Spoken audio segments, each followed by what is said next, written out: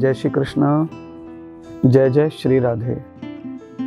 बहुत सारे दर्शक और श्रोता YouTube के माध्यम से जो जुड़े हैं, वो सभी श्रोताओं का ऐसा प्रश्न है कि ये जो हरिद्वार में इस समय कुंभ चल रहा है, उस कुंभ की महिमा क्या है और वो कुंभ जो है साधु संतों से उसका क्या संबंध है। तो कुंभ की जो महिमा है उसके बारे में अनेक प्रकार के ब्राह्मण, पंडित, विद्वान कुंभ का विश्लेषण YouTube के माध्यम से, टीवी के माध्यम से आपको करते हैं और समाधान करते हैं, पर सबको अपनी अपनी तरीके से कुंभ के बारे में जानकारी दी जाती है। तो आज हम कुंभ के ऊपर, विषय के ऊपर ही चर्चा कर रहे हैं। दरअसल में कुंभ शब्द का जो अर्थ है वो है कलश।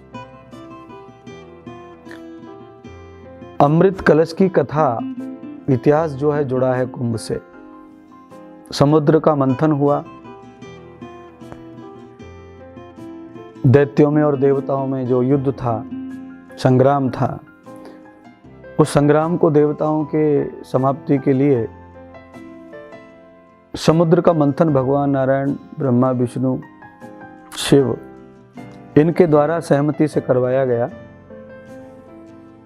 भागवत में भी उसकी कथा है, रामायण में भी है, पद्म पुराण में भी है, विष्णु पुराण में भी है, देवी भागवत में भी है। समुद्र मंथन जो है एक नई खोज है विज्ञान की। जैसे हमारे वैज्ञानिकों ने आज के काल में समुद्र में से पेट्रोल, गैस, डीजल, इस तरह के पदार्थों को खोजा, ऐसे ही पूर्व हजारों वर्ष पूर्व भी खोज होती रही है। दैत्यों में भी बहुत बड़े बड़े वैज्ञानिक थे, देवताओं में भी थे, पर उस खोज के बाद में सब अपने अधिकार के लिए जब लड़ने लगे तो भगवान नारायण जो है वो बहुत विद्वान, चतुर थे। उन्होंने ये निश्चय किया कि धन हमेशा पात्र को मिलना चाहिए। तो समुद्र में से जो सदुपयोगी चीजें थी वो देवताओं को प्रदान की गई भगवान श्री नारायण के द्वारा। लक्ष्मी को स्वयं भगवान ने स्वीकार किया और जो चीजें दैत्यों को प्रिय होती हैं, हिंसा के लिए, आहार के लिए, वो दैत्यों को भी प्रदान की गई और स्वेच्छा से ही सब चीजों को लिया गया। केवल अमृत जो निकला धन्वंतरी भगवान के हाथों में कलश के साथ, उस अमृत को पाने के लिए जो मारामारी थी, उस अमृत कलश को राक्षसों से सुरक्षित करने के लिए भगवान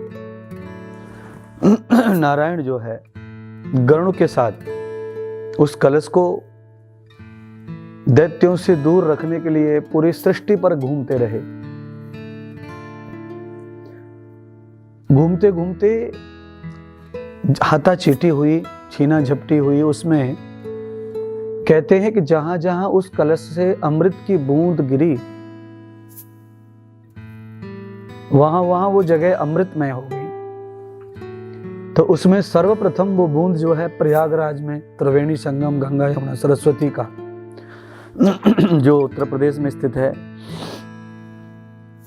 दूसरे नंबर पर उज्जैन, अवंतिकापुरी, क्षिप्रा नदी, महाकाल मध्य प्रदेश में। तीसरा हरिद्वार उत्तराखंड में जो स्थित है आज।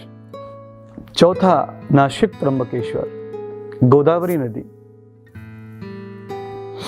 ये समस्त नदियों के समागम में उन अमृत का समागम हुआ। तो ये सारी जो नदियां हैं, इनका जल हमेशा अमर रहता है। कहते हैं इनके जल को बोतल में भर लो तो बरसों बरसों तक ये खराब नहीं होता, और ये प्रभाव अमृत का है। तो ऐसा माना गया है कि पूर्व काल में जो ऋषि, महर्षि, सन्यासी लोग जंगलों में रहते थे,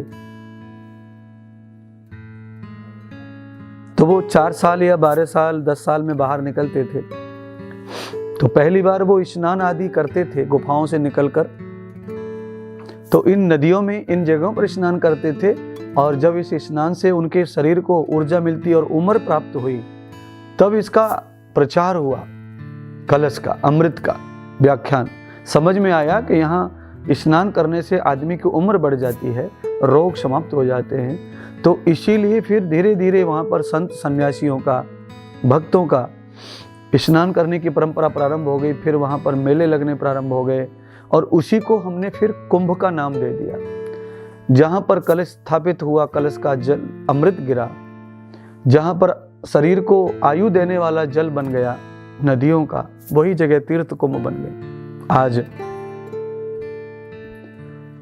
श्री भगवान हरि का द्वार हरिद्वार, जहाँ पर बड़े बड़े ऋषि महर्षि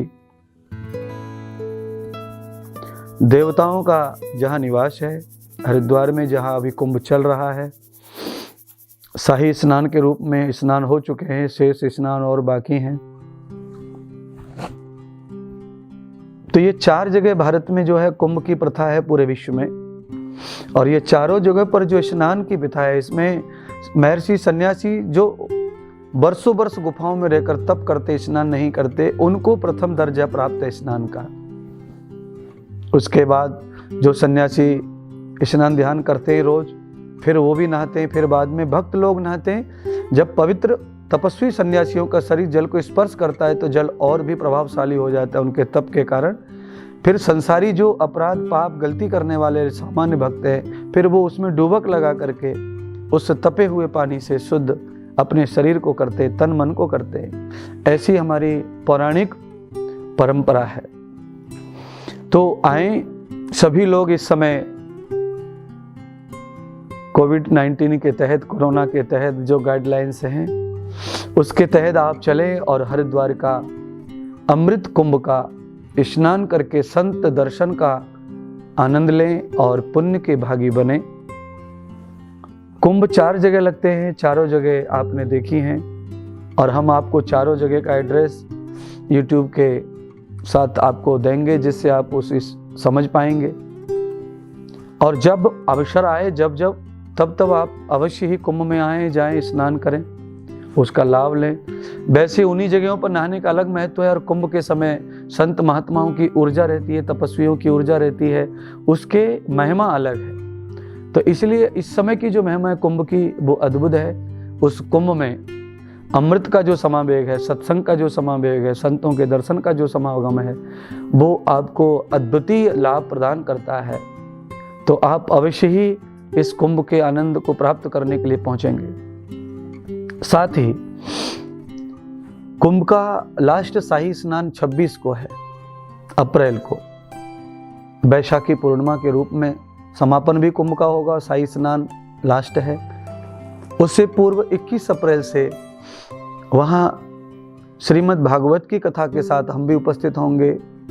तो आप श्रीमद् भागवत कथा में आकर अमृत कुंभ का लाभ ले सकते हैं, कथा का, सत्संग का लाभ ले सकते हैं, और ज़्यादा से ज़्यादा आप अपनी कोरोना की सुरक्षा के साथ वहाँ पहुँचें और सुंदर संत महात्मा तपस्वी ज्ञानी और गंगा का स्नान करके अमृत कुंभ कलश का, श्रीमद् भागवत कथा का भी सहस्र आनंद ले पाएँ, ले सकें। ऐसी भगवान से प्रार्थना और आपसे ये विनती है, आप जरूर पहुँचें कुंभ में और कथा में पहुँचें, अपना रजिस्ट्रेशन करवाएं, जिससे आपके रहने की व्यवस्था, खाने की व्यवस्था उचित समय पर की जा सके। बहुत बहुत धन्यवाद।